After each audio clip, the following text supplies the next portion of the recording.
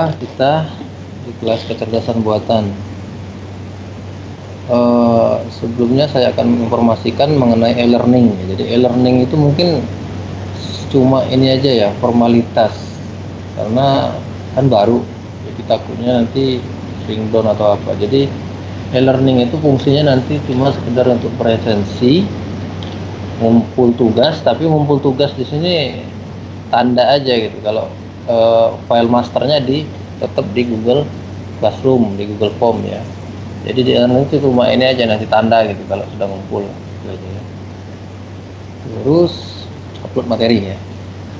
Jadi nanti mungkin aktivitas kita lebih banyak di Google Classroom ya. Oke, terus untuk pertemuan kedua ini kita akan bahas tentang searching problem, masalah pencarian. Nah, di sebelumnya ini materi pertemuan hari ini yang sebelumnya kita akan review dulu pertemuan sebelumnya. Ada beberapa kata kunci ya yang harus dihafal. Terus kita menjelaskan juga tentang problem solving agent, salah satu dari jenis agent yang kemarin ya. Terus contoh masalahnya apa, terus teknik pencarian solusinya seperti apa, dan pengayaan materi. Jadi mungkin hari ini tidak ada tugas, tapi ada pengayaan materi aja.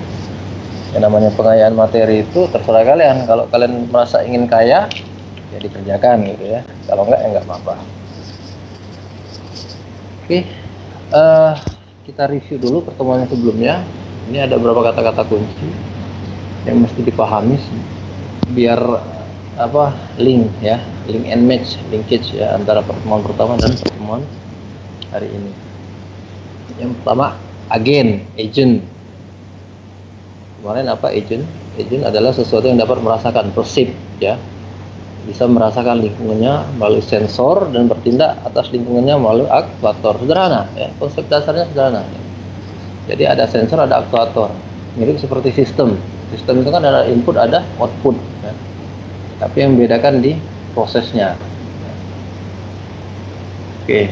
Terus ada istilah agen rasional agent, itu adalah suatu agent yang melakukan hal yang benar ya. Kalau kemarin berdasarkan definisi berarti dia itu thinking humanly ya, acting humanly,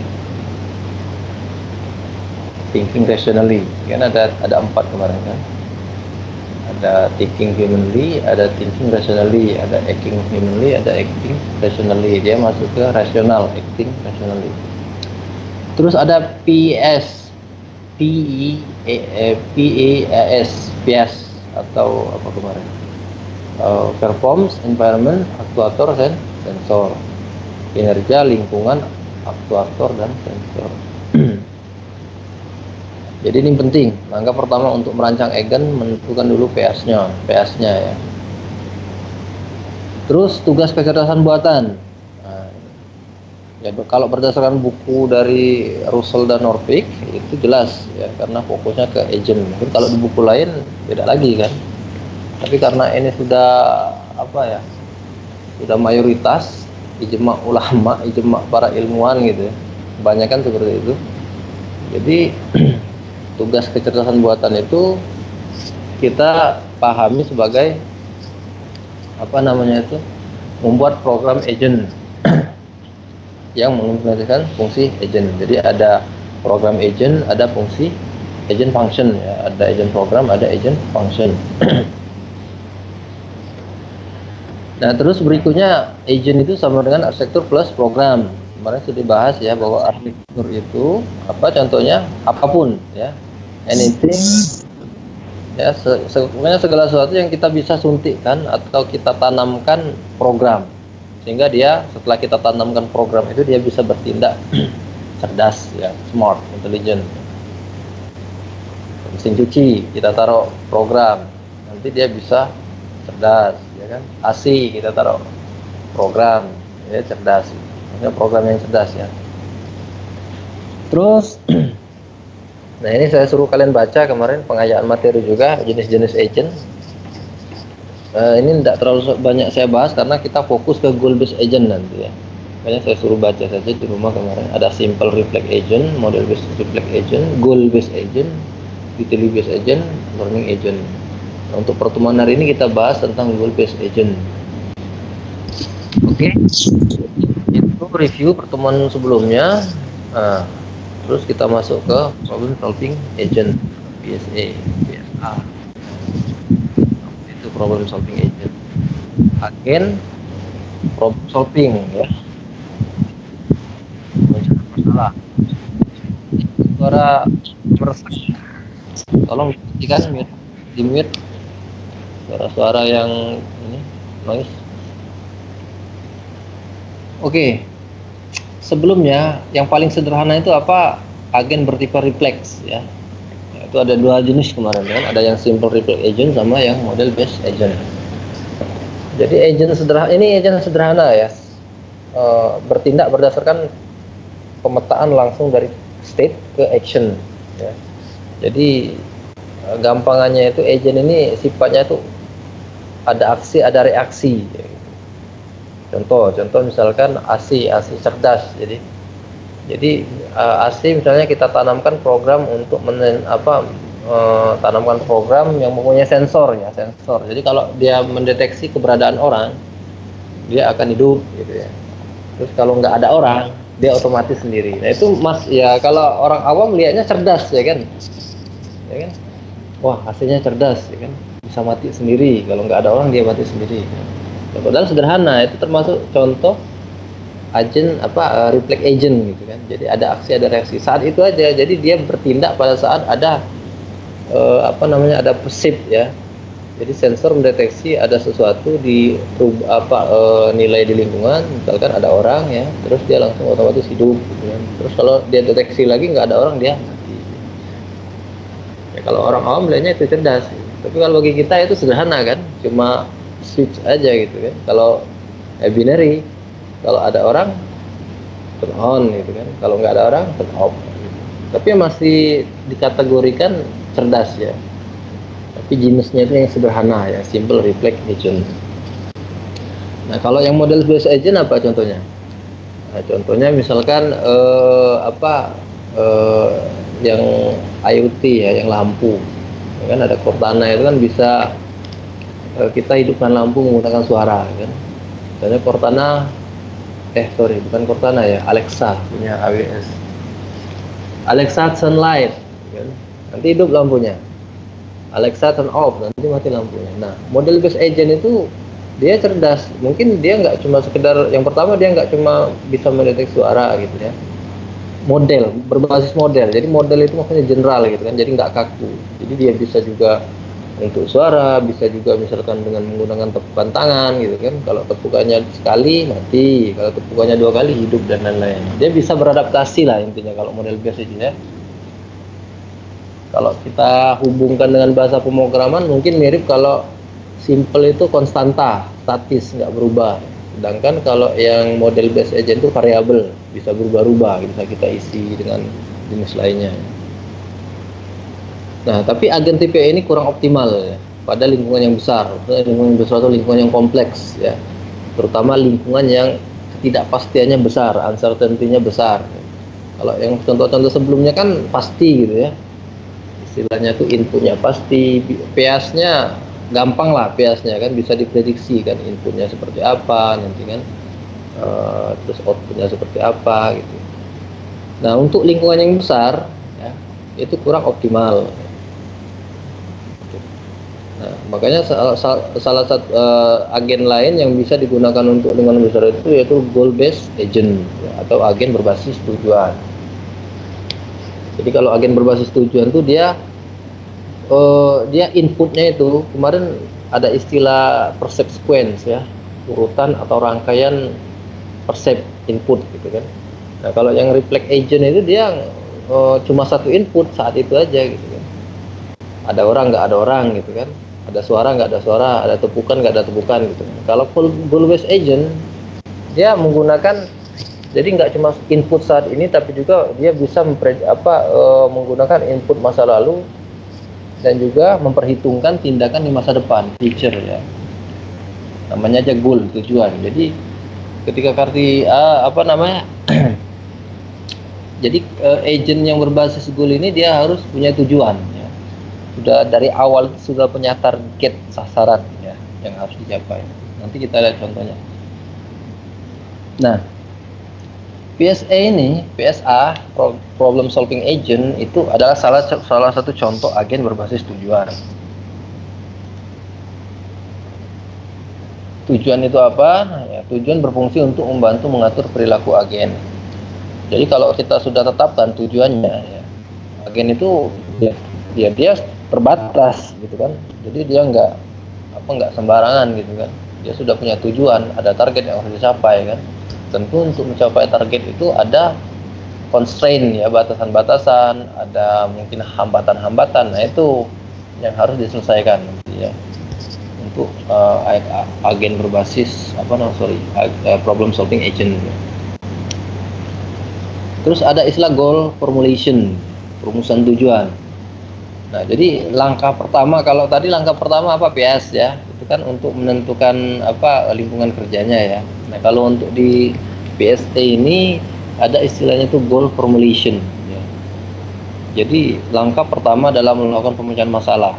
Jadi kita sama mirip-mirip dengan PS ya, tapi ini untuk PSA mungkin lebih spesifik kalau ini kan. Jadi kita tentukan dulu rumusan tujuannya itu apa gitu. Nanti kita lihat contohnya biar jelas. Oke, next, tujuan. Goal dapat dianggap sebagai sekumpulan keadaan state. Ya. Jadi nanti kita sering nih membicarakan tentang state, keadaan.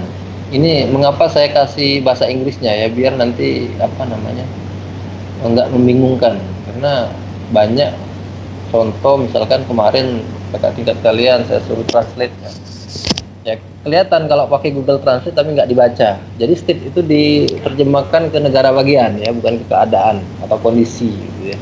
Nah, yang kayak gitu kan kelihatan kalau nggak dibaca kan, nggak dibaca ulang. Jadi dia cuma translate pakai Google Translate, udah selesai, diedit, dirapiin, ngumpul, nggak dibaca lagi gitu, nggak diperiksa lagi. Karena Google Translate itu nggak perfect juga ya. Kebanyakan coba kalian lihat yang kalau kalian hasil yang kemarin lihat state itu diterjemahkan kadang keadaan, kadang diterjemahkan juga negara bagian sama Google ya. Ini saya kasih bahasa Inggrisnya biar enak kan, agak ini juga misalkan kayak perumusan masalah, atau ada juga yang agak aneh mungkin bagi kita kan, tapi setelah di bahasa Inggris kan nanti lebih enak ininya bacanya. Oke ya, jadi tujuan goal dapat dianggap sebagai sekumpulan keadaan state. Oke, mungkin masih bingung kalian ya.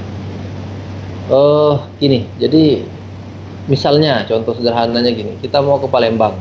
Nah, ke Palembang itu kan sangat generik ya. Itu kan belum spesifik kan, itu tujuan umum. Mungkin bisa kita spesifikkan lagi, misalnya Palembang mau kemana? Ke Bukit, atau langsung aja Palembang mau kemana? Palembang mau ke Gunung Sri Bukit, gitu kan. Gunung Sri Bukit mau kemana? Mau Fasilkom mau kemana? Mau ke ruang jurusan informatika misalnya. Nah, di jurusan mau apa gitu, mau ketemu ketua jurusan. Terus setelah ketemu ketua jurusan ngapain? Mau diskusi masalah UKT misalnya kan. Nah, yang saya bicarakan tadi bisa jadi state ya, keadaan. Nah, kalau contoh kasus saya tadi, state itu bisa jadi dalam bentuk lokasi. State ini umum ya, jadi ya abstrak lah gitu kan, nanti tergantung kasus. Nah, untuk contoh yang saya berikan tadi, state itu berarti lokasi kan, tempat ya. Tapi ketika tujuan kalian bertemu dengan ketua jurusan, berarti bukan lokasi lagi kan, sudah berubah ke entity, orang ya kan. Jadi state itu generik sifatnya ya, umum ya. Keadaan itu ya keadaan, kondisi, suatu keadaan, bisa tempat, bisa orang, bisa apa gitu kan. Jadi di pikirannya sudah harus ditanamkan bahwa state itu ya abstrak, umum gitu ya, tergantung kasus nanti kita mau kemana. Nah, itu maksud tujuan tadi ya. Jadi tujuan itu dapat dianggap sebagai sekumpulan keadaan state ya. Kita mau kemana, tinggal pilih. Misalnya kan mau ke Palembang aja, ya udah Palembang aja gitu, nggak perlu yang aneh-aneh kan. Tapi kalau mau ketemu ketua jurusan, nah, otomatis banyak nanti kan. Habis ke Palembang nanti kita harus cari rute Fasilkom. Terus dari Fasilkom cari rute lagi ke teknik informatika. Dari teknik informatika baru nanti cari si ketua jurusannya kan gitu. Itu ya, anggap saja seperti itu. Ini masih bercerita tentang teori ya, masih banyak abstrak, belum kelihatan ini. implementasinya. Terus tugas agen adalah mencari tahu bagaimana bertindak sekarang dan ke depan supaya bisa mencapai tujuan. Saya kira jelas ya. Sama kayak ya anggap saja kita agen ya, manusia. Tadi mau ke Bukit dari Indralaya, dari kampus Indralaya mau ke kampus Bukit. Ya, kita harus bertindak sekarang dan ke depan, harus mempertimbangkan apa saja yang bisa menjadi hambatan, ya kan? Misalnya kita ke sana itu mau pakai apa? Mau pakai motor kah? Mau pakai mobil, ya kan? Terus mau lewat mana? Lewat jalan umum, apa lewat tol dan lain-lain. Jadi banyak sekali nanti variabel-variabel yang terlibat ya. Ya sederhana sih sebenarnya ya. Jadi mencari tahu bagaimana bertindak sekarang dan ke depan supaya mencapai tujuan. Ya, sederhana sekali, tapi implementasinya nanti ruwet banget ya. Ya kalau konsepnya sederhana. Terus sebelum itu perlu ditentukan tindakan dan status apa yang dipertimbangkan. Nah, ini juga nanti banyak. Jadi banyak sekali status kondisi-kondisi gitu yang harus kita perhitungkan. Nah, pada masalah kompleks terutama uncertainty, jadi ketidakpastian ya. Sehingga menyebabkan banyaknya langkah untuk mencapai solusi. Jadi kalau ada ketidakpastian itu kan biasanya disebabkan oleh informasi yang kurang lengkap atau informasi yang nggak jelas gitu kan. Contohnya tadi kita mau ke Palembang, apa yang tidak pasti kira-kira? Ya kondisi macet gitu ya. Jadi misalnya kita lewat pasar nih, kalau mau ke Bukit itu berapa, lewat kemana? Kan banyak jalan lah kalau mau ke Bukit lewat pasar kan. Nah, nanti yang tidak pasti itu apa? Banyak, bisa jadi macet, bisa jadi nanti apa mogok gitu ya, ban pecah dan lain-lain. Nah, biasanya kita harus menghandle hal-hal yang tidak pasti itu. Makanya semakin banyak solusi. Ya. Jadi kita harus banyak menyiapkan solusi kan. Jadi kalau misalkan nanti mogok, kita harus sudah punya solusinya apa gitu. Ban bocor, kita harus punya ban serep. Jadi dari awal tuh udah dipertimbangkan masa-masa ya. Jadi kita udah mempertimbangkan, misalnya kita mau ke Palembang tadi ya dari Indralaya, kita harus mempertimbangkan kemungkinan kalau bannya meletus gitu ya.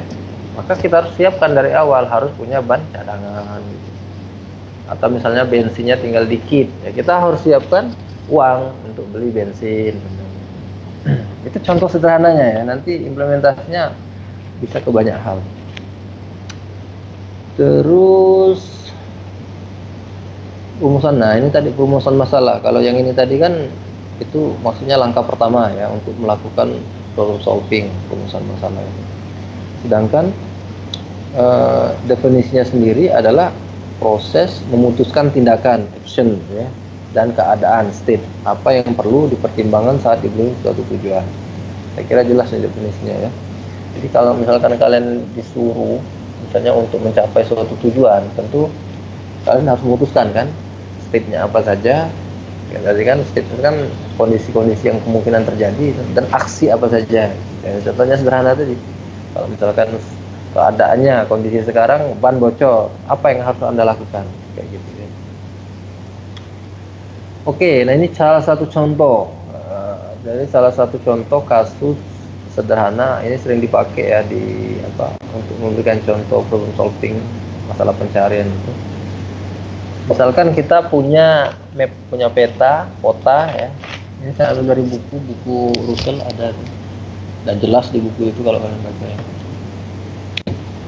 Jadi ada istilah initial state. Misalnya kita dari Arad, dari lokasinya Arad. Terus kita ingin ke Bucharest, goal state.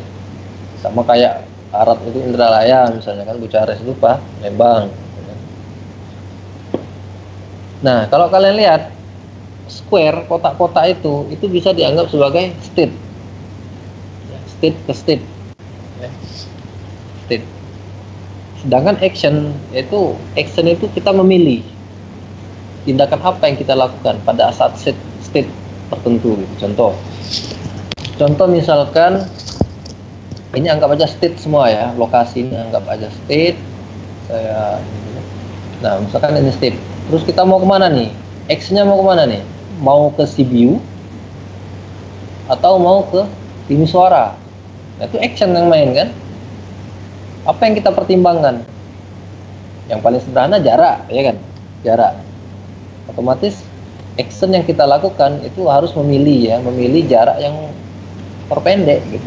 Nah, antara CPU dan Timisoara mana yang paling pendek? Ini kan 118 ya kan. Berarti rasional kita, akal sehat kita mesti kita memilih Timisoara. Ya, karena apa? Pertimbangan tadi loh. Ada kata-kata pertimbangan tadi kan, mempertimbangkan action itu mempertimbangkan sesuatu ya, berdasarkan state. Ya, kita memilih Timisoara berdasarkan pertimbangan bahwa jarak antara Arad ke Timisoara itu lebih pendek daripada jarak Arad ke Sibiu. Makanya kita memilih Timisoara. Nah, itu action. Jadi sementara di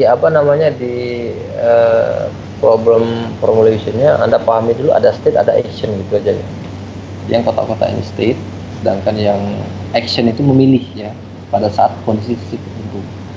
Oke, kita milih ini. Jadi udah berubah nih. Ini dari state awal, ini state 1 anggap saja gitu kan. Ini state 1 terus dia berubah ke state 2 gitu. Nah, di state 2 nanti nggak ada pilihan kan. Oke, di sini terus lanjut mana pilihan. Nah, di sini pas di Crayopa kita milih yang mana gitu. Ya, milih yang mana? Nah, milih yang mana nih? Otomatis milih yang ini kan, berdasarkan yang pendek lagi kan. Pada saat di sini ya kita harus menentukan, sama kayak gini tadi, sama kayak waktu kita di Arad tadi, actionnya memilih berdasarkan jarak terpendek. Ini contoh sederhana ya, karena kalau real case-nya banyak sekali nanti parameternya. Jadi jarak itu salah satu contoh parameter ya. Mungkin kalau yang lain banyak, misalkan parameternya atau misalnya tingkat kemacetan, misalnya di sini macet, ternyata kan walaupun jaraknya pendek tapi di sini macet ya, otomatis lebih baik kita memilih jarak yang ini kan. Itu contoh sederhananya ya, contoh sederhana problem solving agent, contoh state dan action. Oke, nah selanjutnya solusi. Jadi solusi untuk setiap masalah dapat dianggap sebagai rangkaian aksi atau sequence of actions yang bersifat tetap dapat dirumuskan. Ini tadi ya. Jadi solusi itu rangkaian tadi. Ini kan action, sequence kan berurutan. Nah, dari satu step ke step berikutnya ya. Dari satu kondisi ke kondisi berikutnya sampai ditemukanlah tujuan. Gitu ya. Nah ini yang harus diingat ya. Jadi proses mencari rangkaian aksi untuk mencapai tujuan itu disebut dengan pencarian. Ini akan kita pelajari nanti kan. Jadi proses mencari rangkaian aksi untuk mencapai tujuan itu disebut dengan pencarian. Karena kalau kalian lihat contohnya di sini, dari Arad ke Bucares itu banyak sekali kan jalannya kan. Bisa lewat sini, bisa lewat sini, bisa lewat sini gitu. Ini aja dari awalnya bisa ada 3 lokasi. Nah, kita milih ini belum tentu ini lebih cepat gitu kan, walaupun di awal dia lebih pendek daripada ini gitu kan. Karena setelah dia di sini ke sini itu nanti ada ini lagi, ada parameter lagi ya kan. Bisa jadi kalau kita milih CPU dia lebih kecil jaraknya kan gitu. Ini 99, 80, sedangkan di sini 111. Nanti dihitung yang paling terpendek itu mana. Jadi nggak cuma sekedar menghitung satu lintasan saja, satu jalur saja. Nanti semuanya diperhitungkan. Makanya di sini disebut rangkaian aksi, rangkaian ya. Rangkaian itu rentetan, rangkaian, sequence itu urutan bisa gitu. Banyak sekali terjemah bahasa Indonesia. Terserah. Jadi intinya ya bisa rangkaian, rentetan, urutan juga bisa gitu kan. Maksudnya urutan dari sini. 1, 2, 3, 4, 5, 6, 7 1, 2, 3 1, 2, 3, 4. Nah, maksudnya urutan tuh di situ ya. Nah, proses mencari rangkaian tadi, urutan aksi tadi untuk mencapai tujuan disebut dengan pencarian. Nah, itu pencarian ininya, teorinya ya. Terus ada istilah lagi algoritma pencarian atau search algorithm. Ini nanti akan dipelajari. Jadi implementasinya di sini nanti ya, baru kelihatan konkretnya. Algoritma pencarian menjadikan masalah sebagai masukan dan memberikan solusi dalam bentuk rangkaian aksi. Itulah. Jadi intinya algoritma itu mencari solusi. Saat solusi ditemukan, maka dilakukan tindakan. Fase ini disebut dengan fase eksekusi. Jadi berdasarkan dari ini, Jadi dapat disimpulkan ada 3 langkah ya untuk problem solving itu. Jadi yang pertama itu kita rumuskan, ya. Rumuskan dulu aksi dan state-nya apa gitu. Yang kedua finding, cari, search ya, searching ya, dapat baru eksekusi. Oke. Nah, next ini contoh sederhana apa namanya tuh pseudocode ya, fungsi untuk simple problem solving agent. Nah, kalau kalian lihat di sini ya agak lumayan banyak ya. Ada sequence, ada state, ya tentu ada state, ada goal, ada problem gitu ya. Ada masalah, ada goalnya. Nah, ini masalah problem ini berisi nanti action ya, action sama state ya. Ya. Oke, state, update state. Nah, ini di update state nih, state saat ini ya. Jadi setiap ini di update state-nya. State pertama apa sih yang ada di state pertama itu? Dia kemana aja, misalnya gini, ini state pertama nih kan, dia ada berapa state berikutnya, ada 3 kan, 1, 2, 3, informasinya apa aja. Kalau arah ke Zerin 75, arah ke CPU 140, arah ke Timisoara 118 gitu. Ketika dia berpindah state, misalnya ke CPU, nanti update state berubah lagi ya, state-nya ini ya, dia udah diupdate bahwa state saat ini CPU. Nah, dia ada state berikutnya Fagaras dan Rinmichu ya, Fagaras 99, Rinmichu 80, ininya apa, jaraknya gitu ya, maksudnya update state terus. Oke, jadi if sequence is empty, maka rumuskan goalnya dirumuskan, kita tentukan goalnya apa, terus nanti formulasikan state dan goalnya. Di situ ada action ya nanti. Terus search, cari problem, nanti masuk ke sequence urutan tadi. Nah, ini bedanya algoritma ini bedanya teknik AI ya, pencarian ini dibandingkan dengan pemrograman konvensional ya. Kalau pemrograman konvensional itu pasti dapat solusinya ya, pasti dapat. Kalau dia nggak dapat, error program, ya kan? Nah, kalau di AI itu bisa nggak dapat ya. Jadi nggak mesti setiap program jalan tuh dia menghasilkan sesuatu, nggak. Ya. Jadi dia bisa juga gagal, failure. Ya. Kalau gagal ngapain? Ya udah, nggak dapat gitu. Jadi kita coba yang lain gitu, atau kita coba improve algoritmanya. Nah, makanya kalau kita pakai yang learning based agent, ya, dia bisa belajar nanti. Yang terakhir ya, learning based agent. Nanti kita belajar juga, kita belajar jaringan saraf tiruan. Jadi ketika dia kondisinya itu tidak dapat atau gagal gitu, jadi kita latih lagi gitu kan, untuk mengenali problem yang gagal tadi, sehingga nanti dia bisa menemukan istilahnya itu bisa memberikan solusi gitu ya. Oke, terus, nah ini masalah problem ya. Ini harus dihafal juga saya kira. Masalah atau problem secara formal dapat didefinisikan oleh 5 komponen ya. Ada 5 komponen. Yang pertama itu initial state, keadaan awal, yang tadi contohnya ya. Keadaan mulai agen. Maksudnya keadaan mulai agen tuh ya posisi state awal di mana posisi agen. Kalau tadi kan contohnya di Arab ya, lokasi awalnya. Terus model transition model adalah diskusi tentang aksi apa yang dilakukan. Nah, tadi ya. Jadi aksi apa? Ya, contoh sederhana aksi nanti bisa banyak ya. Jadi step itu bisa banyak aksi. Contoh aksi sederhana itu tadi apa? Dia memilih ya, jarak yang terpendek, itu salah satu contoh aksi. Dia memilih jarak terpendek ya. Terus nanti setelah dapat jarak terpendek, maka dia akan pindah ke state berikutnya, state dengan jarak terpendek tersebut ya. Terus goal tes tujuan ya. Dan nanti ini fungsi dari tes ini untuk menentukan apakah apakah state saat ini itu sudah mencapai tujuan, atau apakah state ini menjadi salah satu goal state, bukan tujuan state. Contohnya tadi Buhares ya kan. Apakah sudah sampai di Buhares? Kalau sudah sampai di Buhares berarti sudah selesai, berarti ketemu kan goalnya. Terus fungsi biaya lintasan. Nah, ini contohnya tadi apa? Contohnya tadi itu jarak. Pad cost function adalah nilai numerik yang diberikan pada setiap lintasan jarak. Nah, nanti untuk pad cost function tuh bisa banyak. Itu contoh sederhana aja tadi kan, bahwa jarak.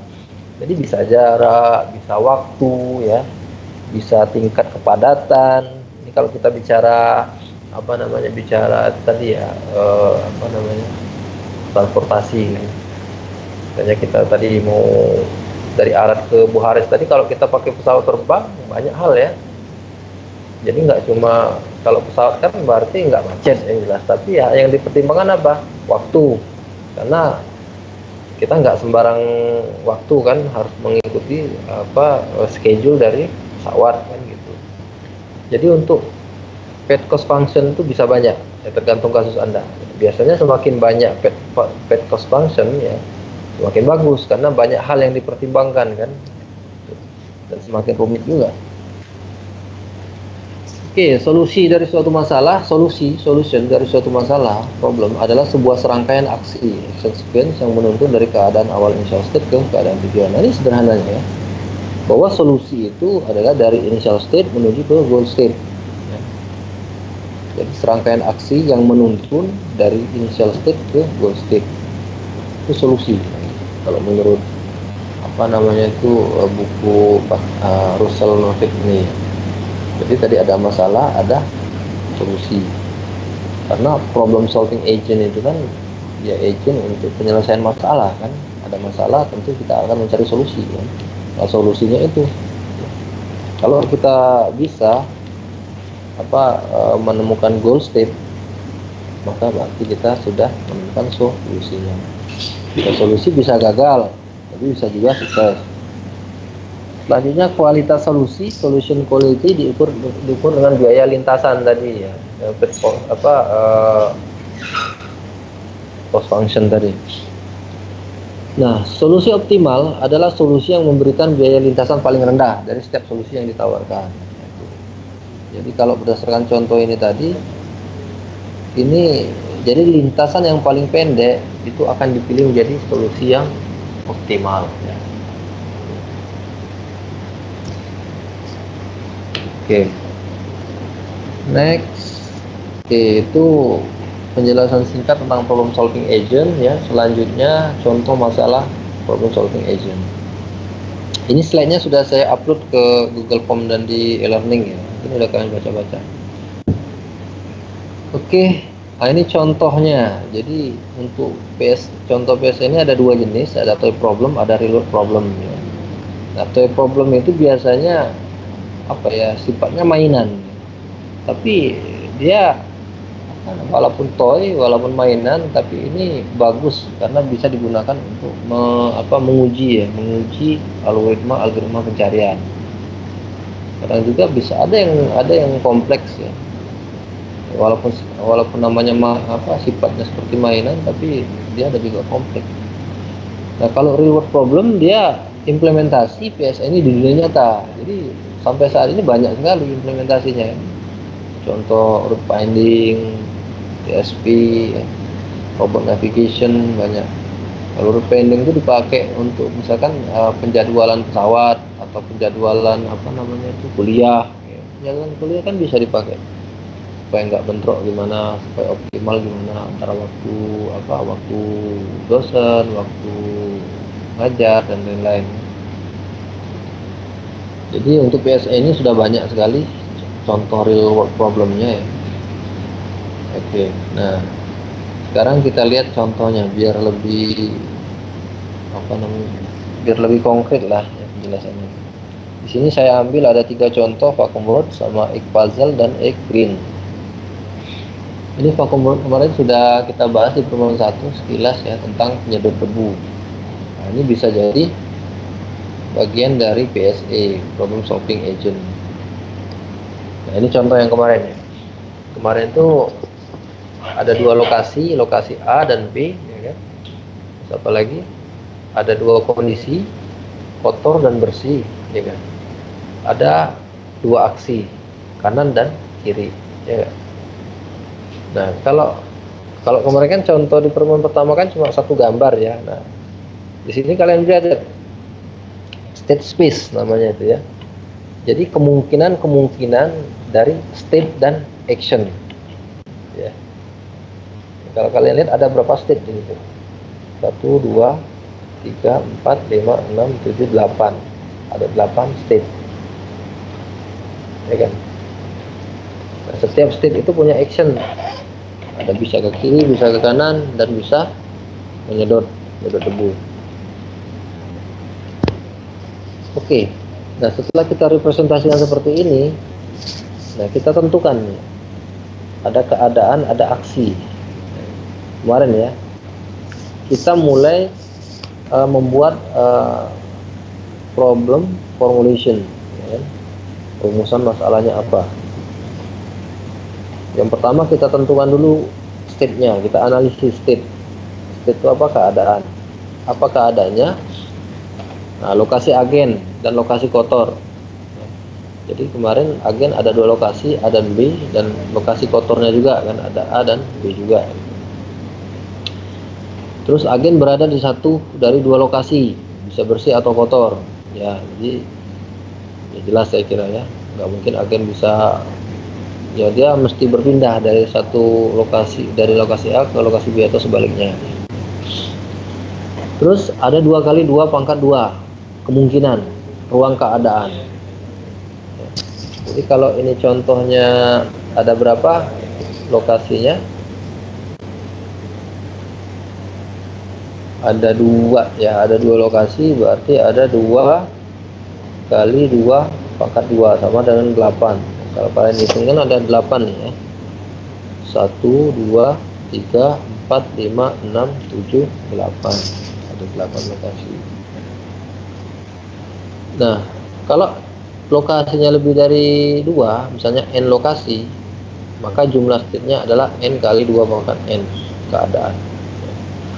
Ini dicoba aja, misalkan lokasinya ada 10 gitu ya. Berarti nanti total state-nya 10 dikali 10 dikali 2 pangkat 10. Kan gitu. Banyak sekali, kompleks kan, jadi sebagai manusia pun kita susah menghitungnya, enggak? Padahal ini sifatnya masih toy problem nih ya. Oke, ini saya jelaskan lagi ya. Jadi ini adalah state, semua state yang mungkin. Jadi makanya disebut dengan state space. State space itu ruang kemungkinan state, bahwa nanti agen itu mesti di salah satu state ini. Entah dia sini. Jadi pokoknya ini udah ketetapan ya. Jadi kita rancang, kalau kita rancang agent itu kita tentukan dulu kira-kira state-nya seperti apa gitu. Terus action. Nah, actionnya ada 3, ada ke kiri. Oh, ini salah ya. Ada ke kiri. Ini ada ke kiri. Langsung saja. Ada ke kiri, ada ke kanan, dan ada menghisap kotoran. Nah, kita ini kan dulu lah, kita rumuskan dulu ya problemnya. Jadi ada state itu seperti itu, terus ada aksinya. Nah, terus baru tentukan masalahnya yang tadi, initial state-nya. Jadi initial state atau keadaan awalnya apa? Jadi setiap keadaan bisa menjadi keadaan awal. Jadi agen bisa diletakkan di kondisi mana saja. Ya, misalnya di sini. Ini state nih. Jadi keadaan awalnya di mana saja bisa gitu ya. Bisa di sini, bisa di sini, gitu. Atau bisa di sini. Kalau di sini selesai kan. Jadi ketika agen dijalankan selesai, dia nggak ngapa-ngapain karena udah bersih lokasinya. Goal state kan udah kecapai kan. Oke, kita lihat nanti goal state-nya. Model transisi. Nah, transisi modelnya apa? Setiap aksi memberikan efek yang diharapkan, kecuali aksi ke kiri, kanan, hisap pada lokasi yang bersih. Ini harus pintar nih cara merangkai kata-katanya ya. Jadi setiap aksi memberikan efek, kecuali aksi ke kiri, kanan, dan hisap pada lokasi yang bersih. Maksudnya apa? Jadi kalau misalnya kita lokasinya di sini, jadi kalau dia di lokasi bersih, kalau kita lakukan aksi ke kiri, itu nggak ngaruh, ke kanan nggak ngaruh juga, ya kan? Menghisap juga nggak ngaruh karena nggak ada, karena sudah mencapai goal state. Ya. Jadi agennya akan menjadi bodoh kalau seandainya lokasinya udah bersih tapi dia pindah ke kanan, pindah ke kiri gitu kan. Dia menyedot gitu kan, menyedot debu padahal debunya nggak ada. Itu kan nggak rasional namanya kan. Jadi bodoh. Padahal kita kan berharap agen yang kita buat itu rasional kan. Do the right thing. Jadi melakukan sesuatu yang benar, yang rasional.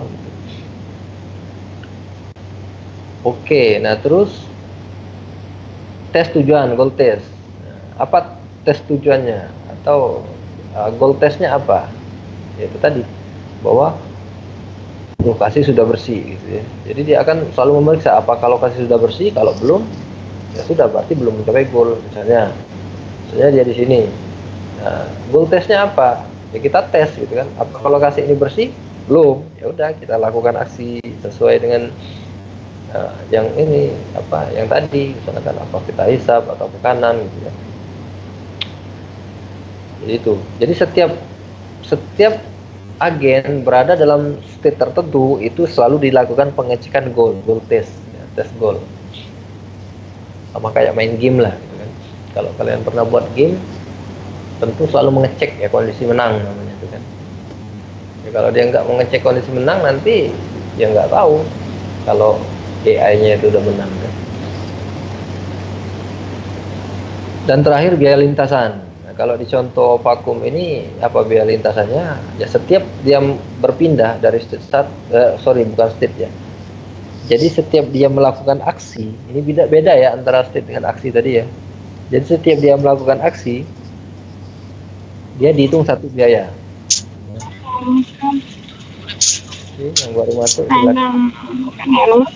Halo, yang baru masuk silakan di mute. Oke, terima kasih. Jadi yang dihitung itu apa? Bukan perpindahan state-nya, tapi bisa juga nanti perpindahan state tadi ya.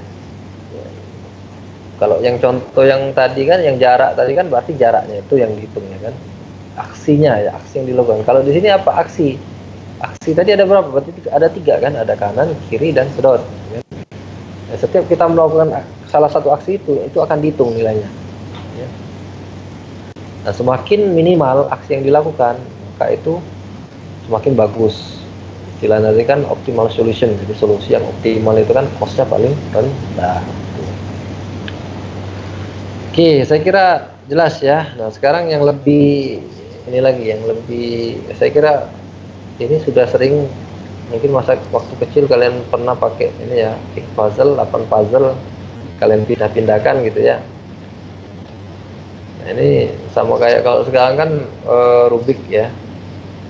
Rubik berapa kali berapa itu. Itu kompleks tuh.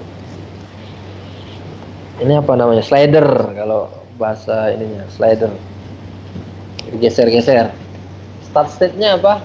Initial state maksudnya start state itu. Initial state-nya apa? Ya dia random, acak gitu kan. Angkanya acak. Sedangkan goal state-nya dia tersusun. Urutannya tersusun. 1 2 3 4 5 6 7 8. Jadi solusinya apa? Bagaimana bisa kita menyusun ya melalui aksi-aksi sehingga dari kondisi initial state menjadi goal state. Kan itu solusinya ya. Nah, kita rumuskan lagi nih. Sama seperti tadi keadaan state, keadaan atau state. Apa keadaannya? State-nya apa? Apa saja state-nya itu? 8 kotak yang bersimbol angka 1 sampai 8. Nah, ini state-nya ya. Jadi ada 8 kotak ini. State ini dianggap state nih. State 1, ini state 1, 2, 3 dan lain-lain. Terus enggak cuma itu. Satu kotak kosong ini dianggap juga state ya. Ini state. Dianggap state kondisi kan. Kenapa? Kalau kita pindahkan satu ini, jangan ini aja. Misalnya ini kita pindahkan. Yang ini state ini ya. Terus pindahkan ke sini. Berarti nanti ini pindah ke sini kan? Tuh. Berarti udah ada perubahan state, ya enggak? Nah. Aksinya apa? Kanan, kiri, atas, bawah. Jadi maksud contohnya misalnya kiri, agen pindah ke kotak kosong sebelah kiri.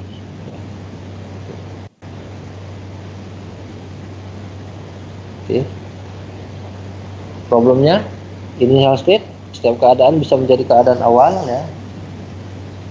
Jadi ini initial state-nya bisa bisa apa aja, ya pokoknya random lah ya. Pokoknya jangan seperti goal state. Ya, kalau seperti goal state berarti nggak ada solusi, nggak ada masalah, nggak ada masalah kan.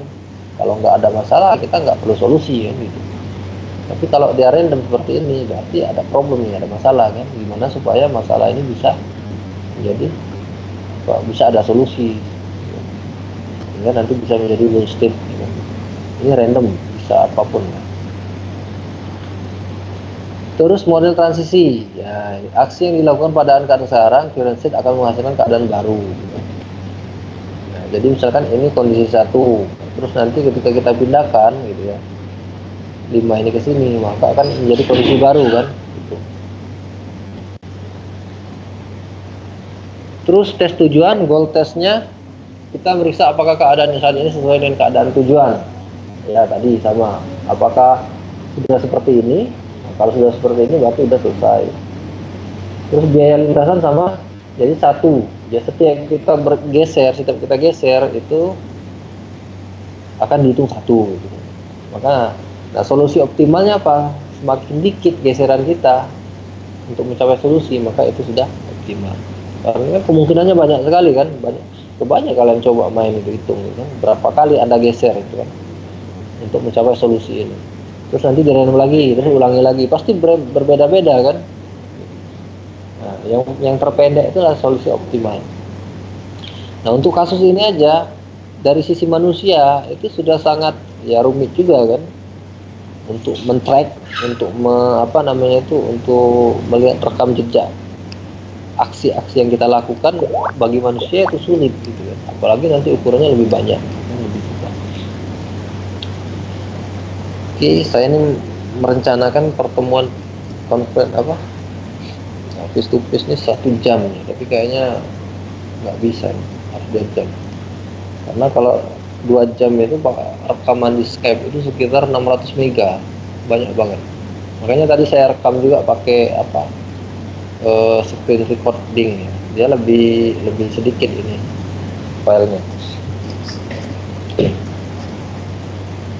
Oke, next. Ini tadi sudah ya. Nah, ini akan menjadi kompleks. 8 puzzle biasanya digunakan untuk menguji algoritma pencarian yang baru. Oke. 8 puzzle mempunyai 9 faktorial dibagi 2 atau sekitar 181.440 state yang bisa dicapai dan mudah diselesaikan. Oke. Tuh, lihat. Jadi ini state semua ya, state. Walaupun mungkin kalian gampang kan mencari solusinya kan. Nah, state atau aksi yang kalian lakukan itu bagian dari state. Kalau kalian hitung seluruhnya, kemungkinan untuk 8 puzzle itu sekitar 181.440 state keadaan. Bandingkan dengan yang vakum tadi, yang vakum cleaner tadi itu ada cuma 8 state, gampang kan? 181.000. Nah, bagaimana kalau 15 puzzle? Satu. Ini udah lumayan kan, untuk 15 puzzle kali 4 itu sekitar 1,3 triliun state.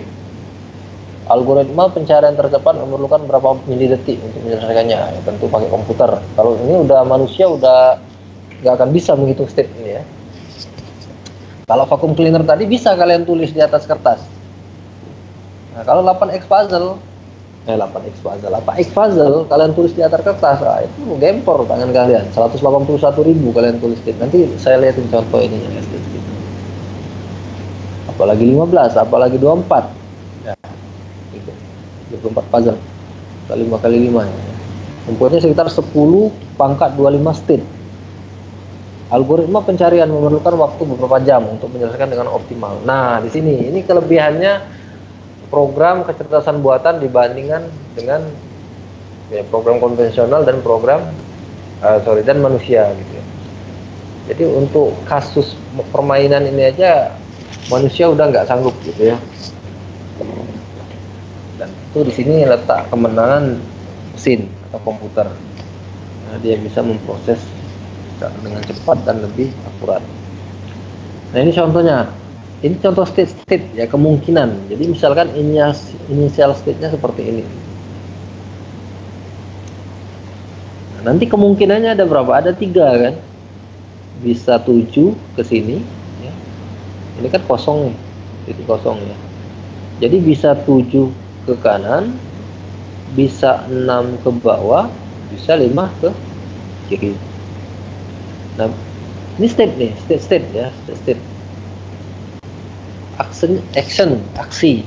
Mana yang kita pilih? Aksi mana yang kita pilih? Ini apa ini apa ini? Ya kalau manusia, kalau kita kan biasanya coba-coba aja kan, dengan sedikit apa ya, nalar gitu kan, logika gitu kan. Berdasarkan pengalaman kita, mungkin kita awalnya random aja nanti kan, tapi lama-lama bisa. Nah, bagaimana dengan komputer untuk menyelesaikan ini? Nah, itu tantangannya. Nanti ini harus dicari semua kemungkinan tadi kan, state ini ditelusuri semua, dicari semua kan, nanti baru dapat yang optimal. Yang optimal itu akan diusulkan menjadi solusi. Jadi bisa dicari semua, ini dicari sama dia, sama komputer kan, terus nanti ketemu nggak?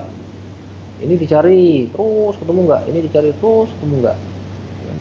Nanti ini ada anaknya lagi kan, misalnya komputer kesini nih, nanti ini ada anaknya lagi kan, ini anaknya ini, terus nanti pilih salah satu lagi, misalnya di sini yang dipilih, nanti ada anaknya lagi gitu, terus sampai dia ketemu goal state. Nah, nanti dicari yang optimal gitu. Yang optimal itu apa? Yang aksi paling sedikit ya. Atau path yang paling sedikit, jalur lintasan paling sedikit. Nah, itu yang diusulkan untuk jadi solusi. Karena untuk kasus ini bisa banyak solusinya kan. Di sini bisa mungkin sampai solusi. Kalau kita milih ini bisa solusi, ada juga solusi. Tapi berapa banyak anaknya nanti kan? Ini kan otomatis ada anak juga nanti kan, ada anak-anak. Nah, semakin dikit anaknya atau semakin dikit turunannya, maka semakin bagus, optimal. Oke, itu konkretnya ya, contoh dasarnya. Contoh sederhananya. Nah, terus berikutnya equine. Nah, sama kayak tadi ya. Equine. Nah, ini lebih susah juga. State-nya apa? Papan catur yang berisi 8 ratu. Aksinya apa? Pindahkan salah satu ratu ke kotak kosong. Jadi bisa nggak kalian meletakkan 8 ratu ini tapi tidak saling menyerang? Nah, kalau ini kan contoh masih saling serang nih kan. Mana yang saling serang nih? Ini. Jadi ini dan ini masih saling serang. Nah, bisa nggak kalian pindahkan? Entah yang mana aja pindahkan, serah. Yang penting dia nggak saling serang gitu ya. Itu intinya seperti itu sih problemnya. Kalau kalian definisikan sama seperti awal sama yang tadi ya. Oke, langsung saja ke sini. Solusi untuk masalah lapangan equine memerlukan komputasi yang besar. Ya, kenapa? Karena terdapat 4 miliar kemungkinan keadaan posisi 8 untuk 8 kali 8 ya. Tapi hanya 92 solusi. Sangat sedikit. Nah, kalau yang egg puzzle tadi dia banyak solusinya ya, enggak. Karena setiap ini bisa jadi solusi walaupun ada yang panjang, ada yang pendek lintasannya ya. Tapi kalau yang untuk kasus equine ini dia cuma ada 9 solusi. Ada 92 step yang menjadi solusi di antara 4 miliar step. Nah, mungkin ribet lagi nih. Silakan aja nanti kalian coba ya, dicari mana yang posisi yang bagus ya, tantangan. Komputasi komputasi dapat direduksi menjadi 16 juta atau 8 ke 8 dengan menerapkan aturan sederhana. Nah, ini nanti kita akan belajar tentang heuristik ya, searching heuristik. Nah, itu salah satunya ini. Jadi kita memberikan semacam aturan-aturan. Gunanya apa ya? Gunanya itu tadi biar nanti mempersempit wilayah pencarian. Contohnya apa? Contohnya ini. Jadi kita buat misalnya aturan sederhana bahwa setiap ratu untuk tidak berada dalam satu kolom atau baris yang sama. Satu kolom atau baris yang sama. Nah, dari sini kan ini sudah memudahkan kita gitu kan.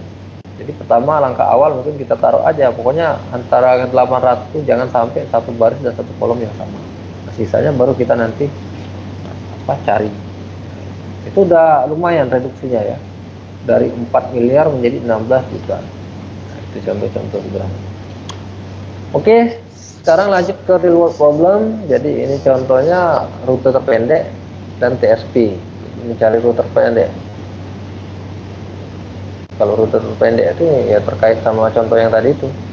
Kalau misalkan dari Indralaya mau ke Palembang, kita mau lewat mana? Kalau rute terpendek jalan umum kan ketimbang jalan tol. Kalau cuma yang dihitung itu jarak. Gitu kan.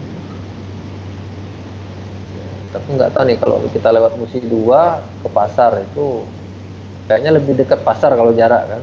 Kalau jarak.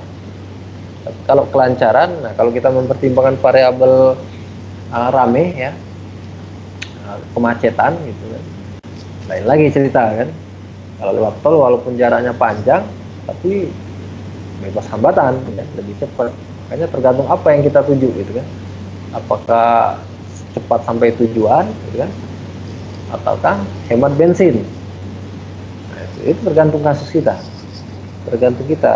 tergantung definisi apa goal state tadi. Oke, kita lihat aja contohnya. Misalnya ini dari S ini start ya. Ini start awalnya. Sama kayak tadi sebenarnya. Misalnya ini tujuan E. Nah, dari S ke E, ini kira-kira lewat mana? Mana jalur terpendek? Otomatis kan kita harus coba semua nih kan. Ini dicoba semua sama komputer. Kombinasi-kombinasi ini. Dari S, A, B, D, F, H, G gitu kan, S, C, L, I, K, S, C, L, J, K, E, S, B, A, D, S, A, B, D. Sama. Nanti yang paling terpendek itu yang diusulkan sebagai solusi oleh agent. Nih kalau dikit kayak gini gampang, nggak nyampe berapa milidetik udah selesai. Tapi kalau udah kompleks nanti kita lihat kompleksitasnya. Oke, nah keadaan state-nya apa tadi? Keadaan state termasuk lokasi, waktu, dan lainnya. Jadi bisa lokasi, waktu, state-nya kan, lainnya banyak sekali. Tergantung kasus state-nya. Terus aksinya apa? Berpindah. Jelas ini misalnya contohnya lokasi ya, berarti berpindah dari lokasi saat ini ke lokasi yang baru. Problemnya apa? Initial state-nya apa? Ditentukan oleh pengguna. Jadi terserah, tergantung pengguna. Misalnya kita pengen ini dari C ke E atau dari C ke G misalnya, tergantung pengguna lah ya. Jadi yang tergantung pengguna itu initial state ya, sama tujuan, ini tergantung pengguna. Transisinya apa? Model transisinya itu ya berpindah dari lokasi baru ke lokasi yang diberikan aksi ya, lokasi berikutnya. Biaya lintasan bisa jarak, waktu, dan lainnya tergantung kasus tadi ya. Oke, terus ada lagi TSP. Nah ini mirip-mirip sama rute terpendek, tapi bedanya ini ya. Jadi setiap lokasi, lokasi aja lah kita ngomong. Jadi setiap lokasi itu harus dikunjungi dan itu minimal sekali, nggak boleh double. Itu yang pertama. Dan yang kedua dia harus balik lagi. Jadi dari awal, jadi antara initial state dan goal state itu jadi satu ya.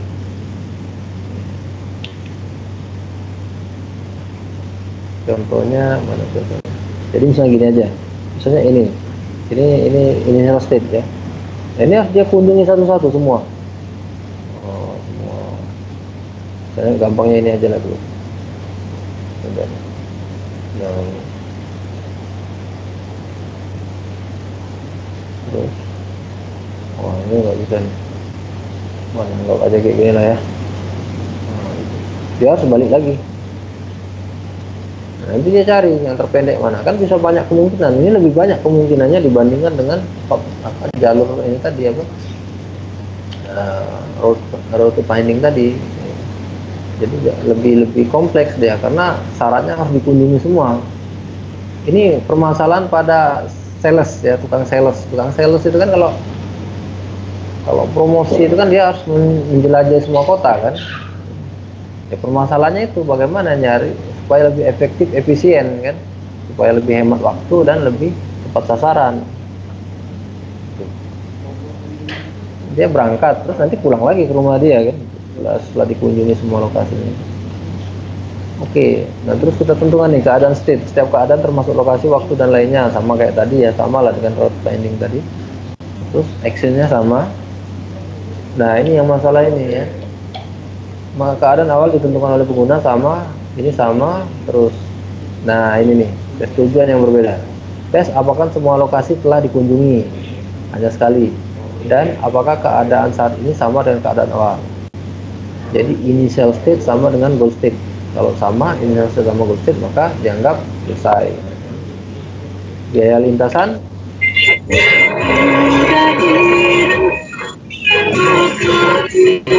halo mute, tolong di mute. Oke, dah, thank you. Nah, ini contoh sederhananya TSP ya. Jadi dia rumahnya A, di A nggak usah jadi A, berapa jarak terpendek. Nah, terus kita hitung semua kan, A, B, C, D, A, B, D, C, A, D, B, C, A, D, C, B, A. Otomatis kita hitung semua nih kan. Jadi terdapat n min 1 faktorial state ya, atau kemungkinan lintasan ya, bukan state ya, kemungkinan lintasan untuk n lokasi. Ini tadi lintasan ini loh, ini kan 1, 2, 3 ya, sebentar, 1, 2, 3, 4 ya, sudah semua kan, 1, 2, 3, 4 itu satu lintasan ya kan. 1 kalau pakai warna merah, 1, 2, 3, 4 dua lintasan ya, itu maksudnya lintasan tadi ya. Berarti terdapat n-1 faktorial kemungkinan lintasan untuk n lokasi. Nah, pada gambar tadi terdapat 6 lintasan, ABCDA, ABDCA, dan lain-lain sampai sini ya. Lintasan mana yang terpendek? Shortest path ya.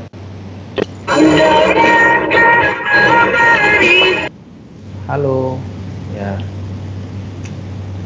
Oke, ini untuk berapa tadi? 1, 2, 3, 4. Jadi kalau 4 ya, kalau 4 lokasi itu ada 6 lintasan. Nah, kalau untuk 20 lokasi ada berapa lintasan coba? Jadi ada 20 min 1 faktorial. Ada berapa nih hitungnya? Ini 1.000.000.000 ya kan? Ini 1.000 miliar, 100.000 miliar lintasan. Nah, coba. Padahal cuma 20 lokasi ya. Coba kalian bayangkan di Palembang ada berapa lokasi misalkan. Makanya TSP ini disebut dengan NP problem. Jadi sampai saat ini saya lupa. Nah, silakan cari informasinya di internet ya. Jadi sampai saat ini cuma berapa n gitu yang bisa diselesaikan oleh algoritma tercepat. Saya lupa ya berapa ini. Itu masuk NP problem. Sampai sekarang susah gitu ya. Kita butuh komputer yang memang bagus gitu. Jadi semakin tinggi n-nya, semakin kompleksitasnya semakin tinggi. Ini baru 20 loh. Bagaimana kalau 100 lokasi gitu. Bagaimana kalau 1000 lokasi. Makanya TSP ini lebih rumit ketimbang route finding. Tadi jarak terpendek. Ya, tetap yang dicari jarak terpendek ya, tapi yang beda itu rumusan masalahnya tadi kan. Kalau pending kan dia cuma menelusuri ini aja sampai ditemukan goal gitu kan. Kalau ini enggak, ini harus semua state ya dikunjungi gitu. Itu yang beda. Oke, yang ini tadi ada 2 contohnya ya. Ini yang terpendek, kalau yang lainnya 95 kan, kalau ini pendek. Jadi ada 2 solusi, silakan ya. Jadi untuk contoh yang ini tadi ada 2 solusi yang diusulkan, ABDCA, ACDBA. Oke, next, pencarian solusi. Oke, tadi kita sudah bicara tentang tentang PSA, contoh-contohnya. Nah, sekarang pencarian solusinya. Seperti yang sudah disebutkan sebelumnya, bahwa solusi adalah serangkaian aksi. Lihat slide 14 adanya. Algoritma pencarian bekerja dengan mempertimbangkan berbagai kemungkinan dari serangkaian aksi tersebut. Tuh, ya. Jadi fungsi algoritma nanti dia akan mempertimbangkan berbagai kemungkinan dari serangkaian aksi tersebut.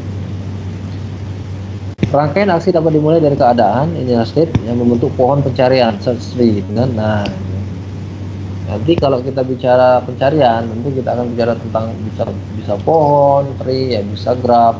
Kalian udah dapat mata kuliah apa ya? Struktur data, saya kira ada ya struktur data. Bicara tentang tree, pohon pencarian, adalah introduction.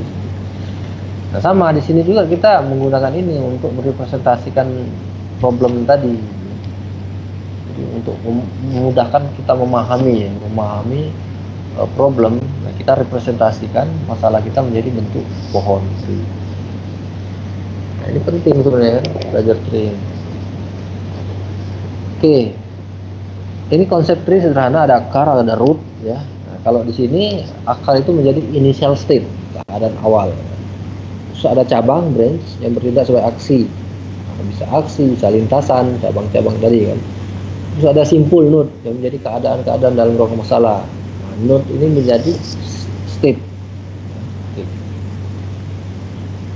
Oke, proses perluasan simpul akan terus berlanjut hingga ditemukan solusi atau tidak ada lagi simpul keadaan atau simpul yang dapat diperluas. Jadi sama kayak tadi, contohnya ini tadi ya. Nah ini kan kalau kita lihat ini seperti apa namanya? Seperti pohon ya kalau kita ini kita anggap root akarnya. Terus dari root ini dia membuat berapa anak? 3 kan? Nah, ada 3 anak dia. Terus dari sini ada berapa cucu? Yang A 1. Ini kan tree sebenarnya kalau kita susun, kita atur lebih bagus. Terus ini juga. Jadi maksudnya tadi dia akan terus ya, dia akan terus membuat node kondisi-kondisi sampai ditemukannya solusi. Ya, sederhananya kayak gitu konsepnya. Ditemukan solusi. Nah, kalau ditemukan solusi berarti selesai. Ini maksud kalimat yang ini tadi ya. Kalimat ini. Perluasan simpul akan terus berlanjut. Ini terus dia dibuat terus, maksudnya dicari, dicari ya, ke step berikutnya. Sampai tidak ada lagi simpul yang dapat diperluas. Ya berarti kalau tidak ada yang diperluas, bisa 2 kemungkinan. Simpul terakhir itu apakah solusi apa enggak, kan bisa dites dengan goal test tadi kan. Kalau dia sesuai dengan goal state, berarti dia solusi. Kalau enggak ya berarti gagal, ya selesai gitu aja, berhenti problem. Oke, semua algoritma pencarian menggunakan struktur atau konsep dasar seperti ini. Maksudnya ini tadi ya, konsep dasarnya tadi. Nah, setiap algoritma pencarian sangat bervariasi dan memiliki strategi pencarian khusus. Strategi pencarian khusus. Ini yang membedakan antara satu algoritma dengan algoritma yang lainnya. Nah, strategi khusus itu diterapkan di mana? Pada saat memilih simpul berikutnya yang akan diperluas. Action. Jadi intinya itu kan memilih simpul itu kan berarti kita memilih state, next state gitu ya. Kita misalnya tadi A punya anak A, B dan C. Nah, kita milih mana? B dan C. Nah, karena proses memilih itu melibatkan banyak parameter nanti kan. Bisa jarak, bisa waktu dan lain-lain. Nah, algoritma yang bagus yaitu strateginya itu. Jadi kalau algoritma yang bagus dia akan memberikan hasil yang optimal gitu. Makanya di sini strategi pencarian khusus terutama saat memilih simpul yang akan diperluas. Nah, ini saya kira udah pernah lihat, udah pernah belajar nih ya. Ini konsep dasar tentang tree, ada root, ada leaf, ya, ada level dan lain-lain ya. Sama. Terus algoritma pencarian membutuhkan struktur data untuk tetap menjaga jejak pada pohon pencarian yang sedang dibuat.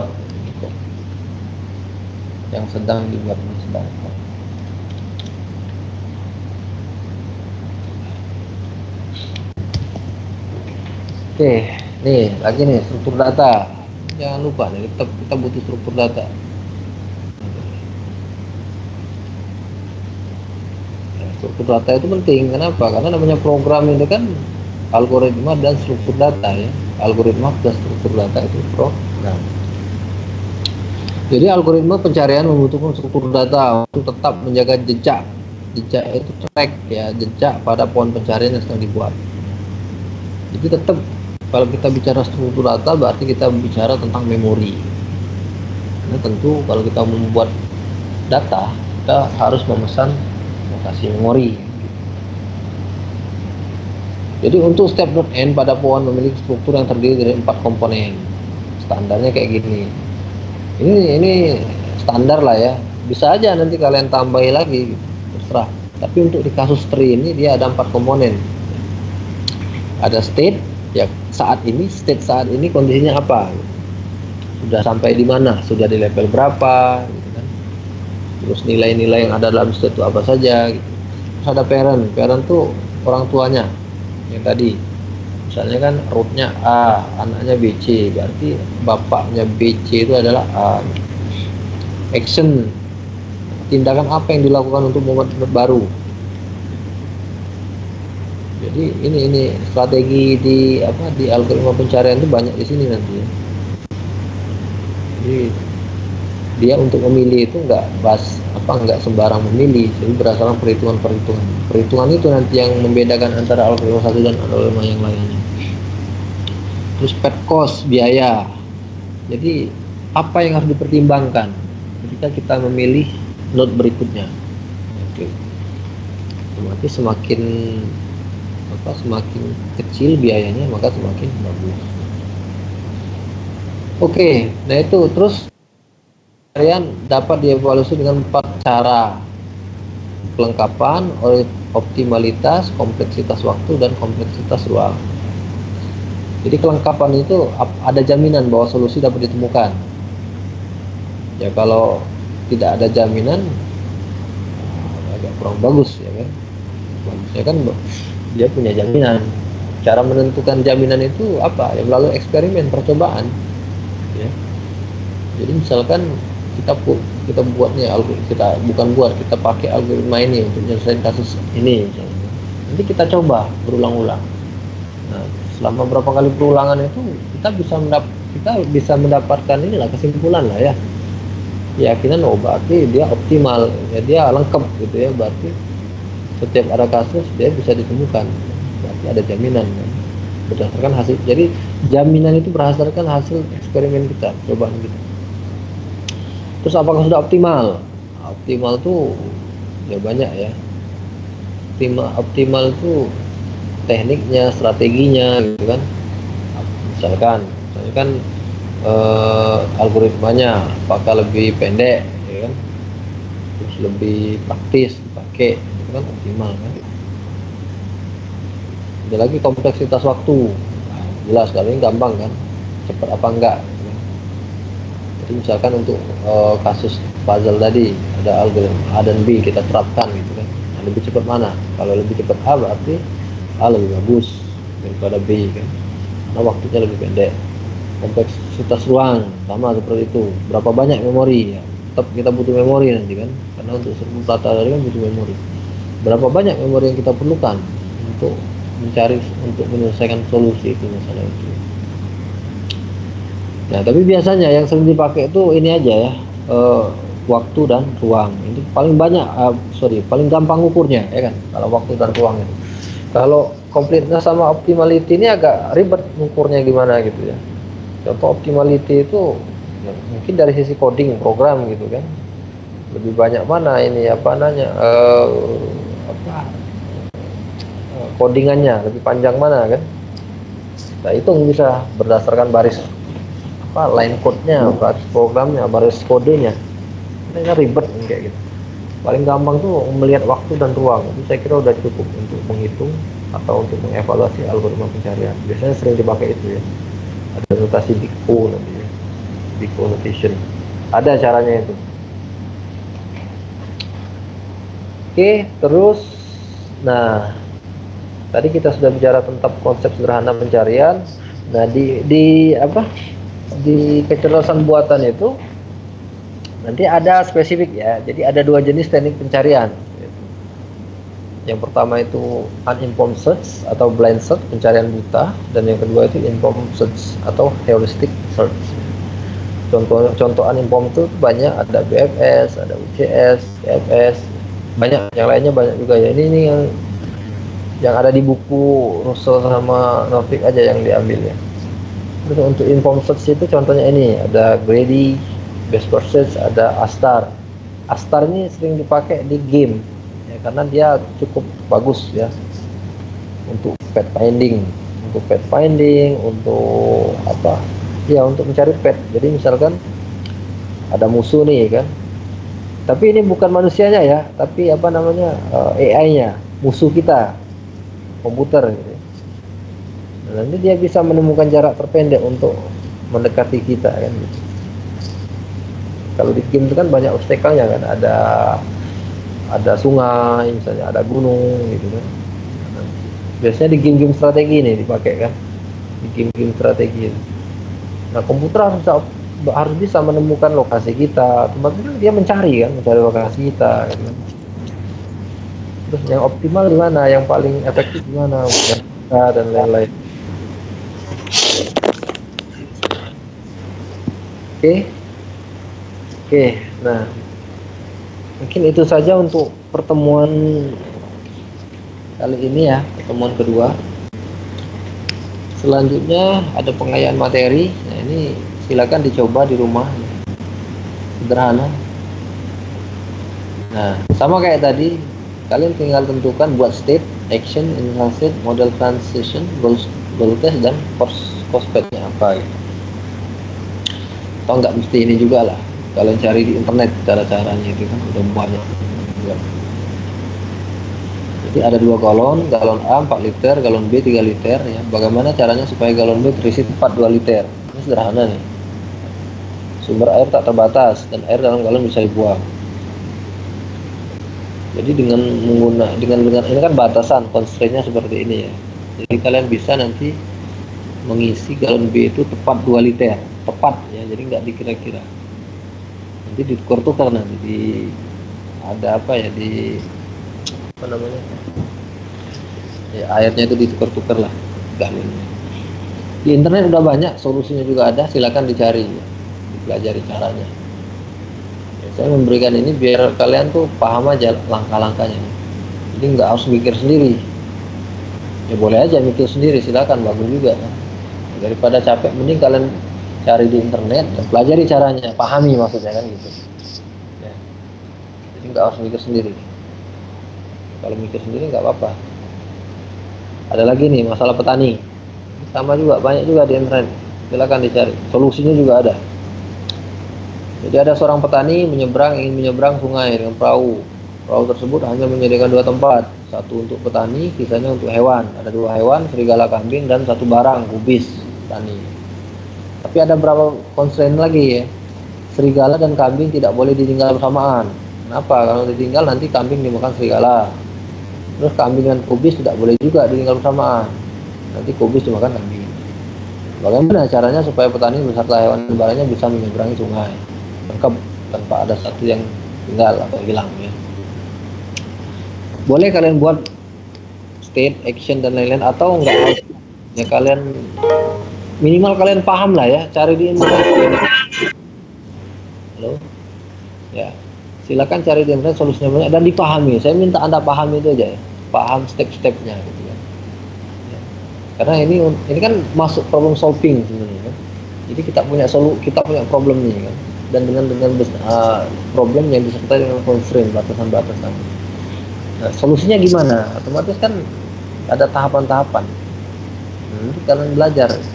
Kalau kalian pahami, nanti minimal kalian punya gambaran, oh kayak gini ternyata cara untuk menyelesaikannya.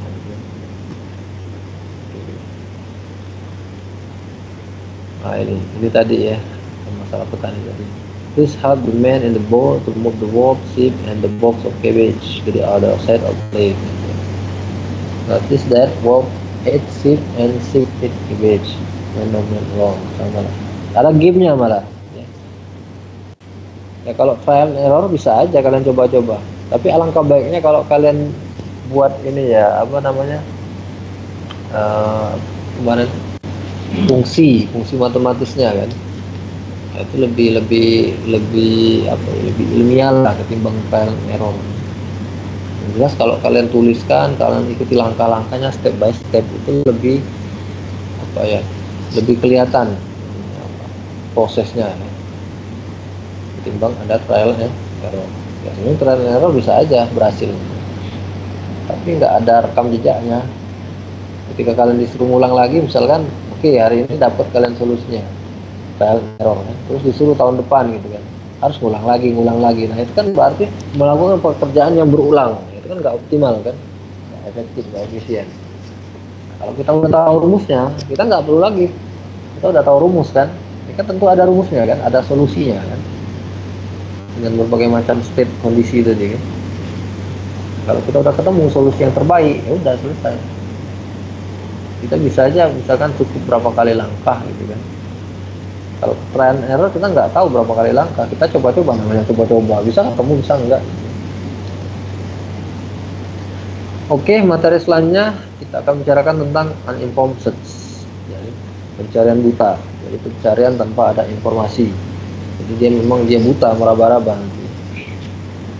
Oke, sampai sini saya kira materinya selesai. Terus mungkin ada pertanyaan, silakan.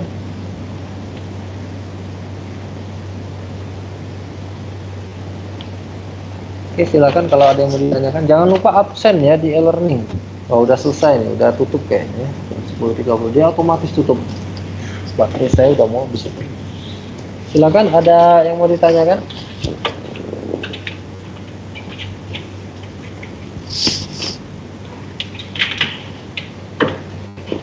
Halo?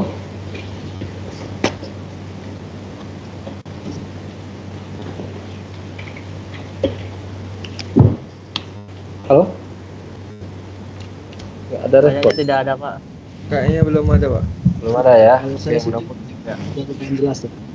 Oke, ya mudah-mudahan ya jelas lah saya kira ya. Nanti silakan baca.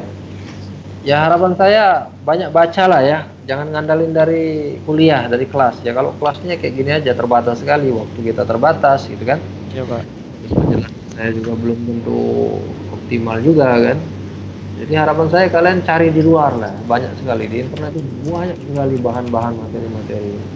Perkayalah diri kalian ya. Jangan ngandalin dari kelas. Itu aja ya. Oke, saya kira itu saja untuk pertemuan hari ini. Terima kasih atas kehadirannya. Assalamualaikum warahmatullahi wabarakatuh. Waalaikumsalam. Waalaikumsalam warahmatullahi wabarakatuh. Waalaikumsalam warahmatullahi wabarakatuh. Waalaikumsalam warahmatullahi wabarakatuh.